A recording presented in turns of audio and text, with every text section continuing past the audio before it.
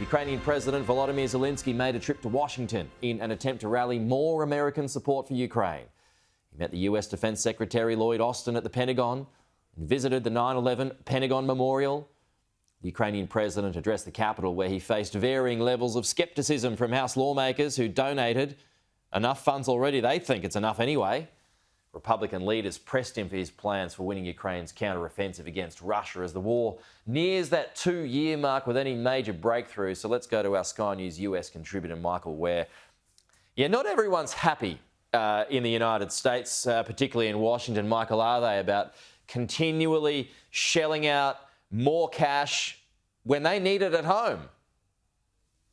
Well, that's right. And certainly the Ukrainian president's reception here in America this time is a lot frostier than it was, say, last December or last year when he addressed a joint session of Congress.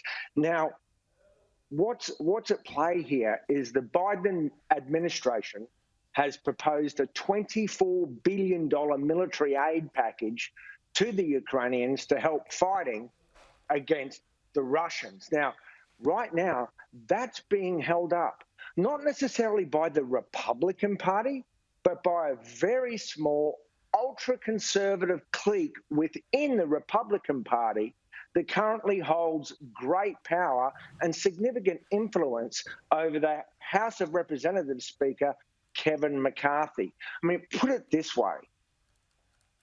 Former President Ronald Reagan in the 80s would not have recognized this debate nor this faction within the Republican Party because President Reagan believed America was the most powerful nation on earth, and it was able to chew gum and walk at the same time. It could address domestic political problems or domestic financial problems, and yet it could still be a leader in the world and support its allies who were fighting for interests aligned with those of the United States.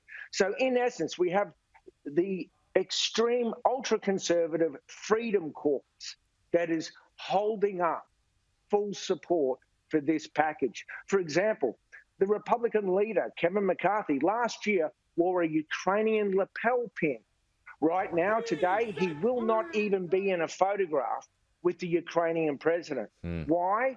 Because this small clique holds enormous power over him, because under the terms of him getting his speakership, of him obtaining the gavel, they insisted that it would only take one member to stand up and force a spill of his leadership. So Kevin McCarthy and the party are between a rock and a hard place in trying to do what, I have to tell you, almost all Republican support, which is continuing the fight against Ukraine, and it's being held up by 3 or 5 or 7 extreme hardliners. So Kevin McCarthy, I mean, it feels like he's caught between a rock and a hard place. He absolutely is. If you remember last year, it almost seems like ancient history.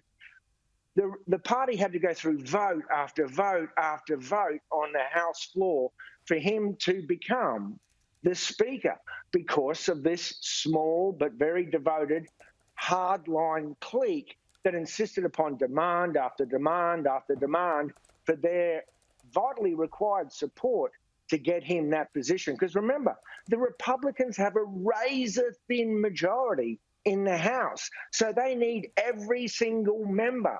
So that's giving this small group a grossly outsized amount of power.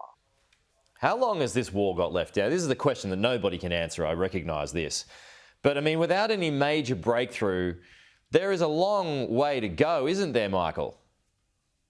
Well, that's the thing. You know, this is turning into a war of attrition, and it's certainly not going to be won or lost overnight.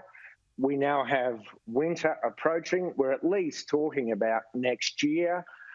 Is there an event or a series of events that can bring Moscow and Kiev to the negotiating table? Right now, that seems extremely unlikely. But there is one school of thought within conservatives and within parts of the security establishment that, okay, we can keep drip feeding $24 billion and $30 billion, and we can keep providing just enough military aid to keep the fight going.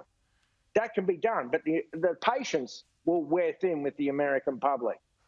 Or the alternative is provide enough weapons and materiel now that would give the Ukrainians enough of a hammer blow to make a decisive strike and end this thing once and for all. Okay. Michael Ware, good to see you as always, my friend. We will talk to you again soon.